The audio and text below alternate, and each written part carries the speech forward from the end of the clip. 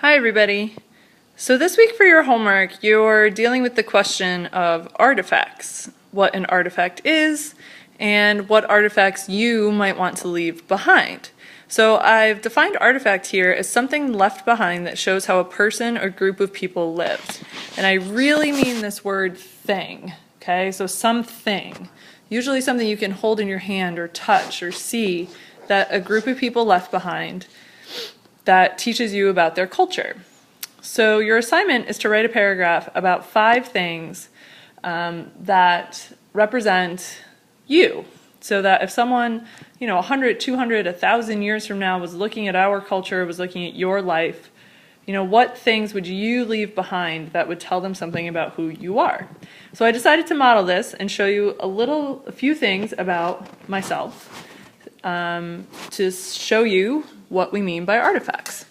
So the first thing that I've chosen to show you are my car keys. So what we see here is my key fob. Okay, so that tells us that I have a car that has a keyless entry, so that could tell you something about what year my car is from or what type of car it is, and that I drove a car. And you can also see here that I have a YMCA membership. So that tells you something about my desire to exercise, my involvement in the community, and the fact that the YMCA even existed. So it says something about our culture as well as my personal life, right? I also have these things in my house. So you can see there are 3 different religious objects. One is a cross that says Jesus. One is a statue of the Buddha. And one is, or a couple of them, are 3D Arabic symbols that mean Allah and Muhammad. So what you can tell about that, about me, is that I respect all different religions.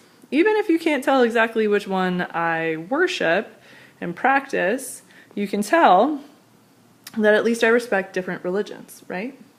Now I'm going to move around a little. You can see over here this beautiful woolen blanket. Now, what does the blanket tell you about me? Well, what it would tell you is that I probably live in a cold climate because I would need a blanket to keep me warm, right?